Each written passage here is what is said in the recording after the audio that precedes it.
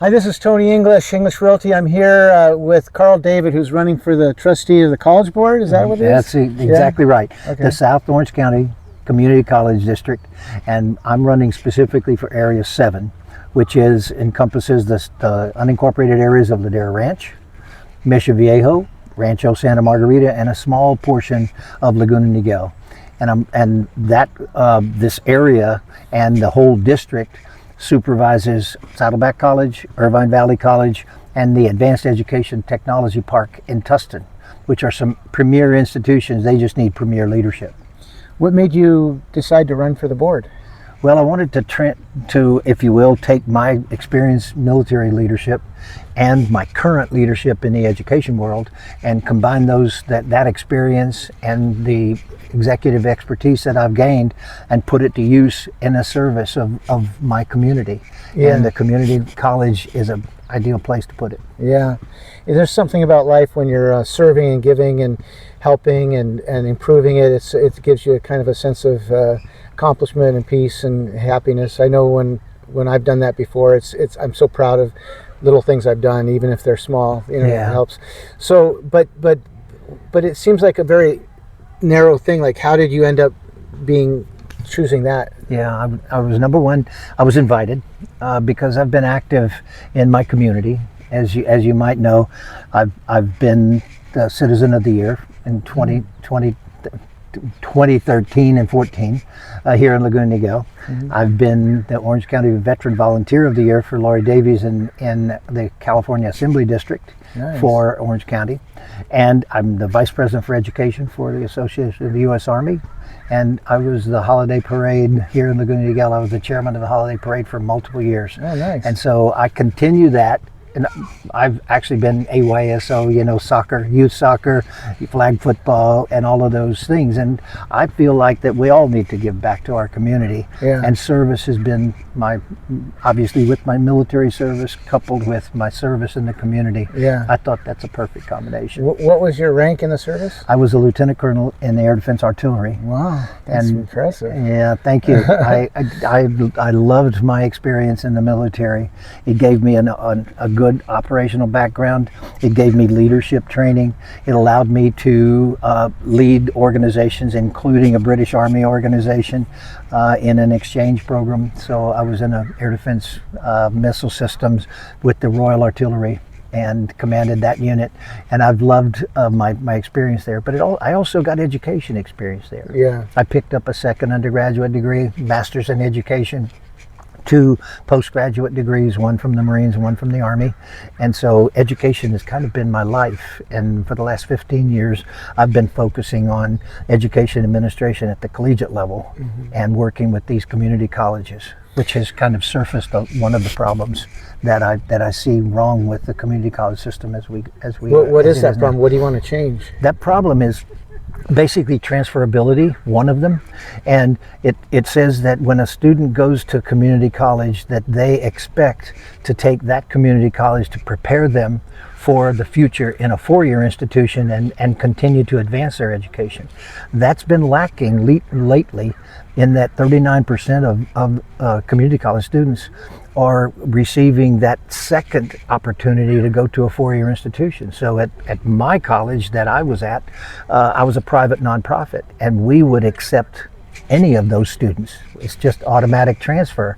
We would accept them from whatever community college they went to. In the Cal State, the UC system, they're only transferring 39% of those students, which I think is terrible. We need to increase that. How do you increase it? You work harder with making sure that when we know that the student population is X, like 14,000 at Saddleback, that those 14,000, if they identify that they want a guaranteed transfer, they get that guaranteed transfer in that program that they want. One of the recent surveys that the board did of itself identified the students thought that the board wasn't as familiar with academic programs and student services. So that's a critical deficiency. If they're not understanding those academic programs, then they've got a problem. And I know that I've been an academic advisor. From application to graduation, I know it all, and I know how to use the systems and those kind of things in developing curricula. So I bring that experience as well. And what about the person that has the position now? Is it someone that needs to be changed out? Yeah, I do believe so, because I think he might be I don't know him. I think he might be a good man. I think his policies may be misguided, because he's a businessman and he's focused on building the buildings, and that seems to be a trend these days. But the buildings now are premier. They're really stellar locations and those kind of things. But even as I mentioned, the students identify that what's lacking is what's inside the buildings and the education that we're providing them, and the types of teachers that we hire and types of presidents that we hire. We have had some chancellors and presidents that have not met up to standard, and they seem to be perpetuated throughout all of our collegiate system. Yeah. We were talking about the immigrant situation. What can you tell me more about that? Yeah, that's one thing. When I was reviewing the minutes, I haven't been to any of those meetings, but one of the things that they just did in September was voted to authorize. They actually did a resolution authorizing 1 week a year in perpetuity for what they're calling undocumented student service day. A week, sorry, and that week is going to offer them legal services, community services, ways in which they can use the community and better themselves, not in the college but in the community. So I think that's a bit of a stretch for education to be taking on that responsibility. So I don't think that's a fiscal conservative approach. I think we need to put education dollars on education as opposed to culture or community outreach. Yeah. Well, what impresses me is how you really have a passion for the actual education part of it, instead of all the politics and everything there. So, what is the what would be your final pitch to people to vote for you? Like, why? Yeah, I'm not a politician. I'm a military officer who is an educator. But I've been asked that question, and there's multiple answers to it. But basically, I want to take my education and leadership experience and the principles and the values that I've developed over time, and the ethics that a military officer is bound by the Constitution to uphold, and I want to pull all that patriotism into my service and bring that experience and that value system to the education system.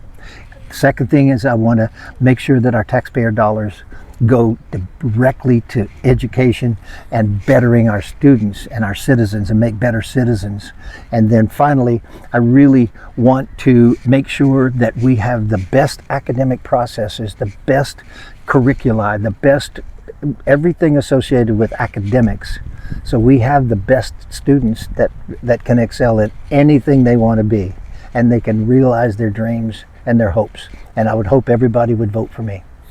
Well, I'll tell you what, after getting to know you, I can't imagine anybody being better for the position. In fact, there's an opening for president. Maybe we can upgrade you a bit. I'm on the same ballot, on the same page, so maybe we could just write that in on the left. That's right, I saw your name right there on the face, so yeah, I already voted for you. But yeah, so thank you so much for taking the time, and I really encourage everybody that hears this that they check for Carl David, 2 first names. Thank you, Tony, and thank you for all you do for the community. It's always appreciated. Okay, great. Thank you. Thank you.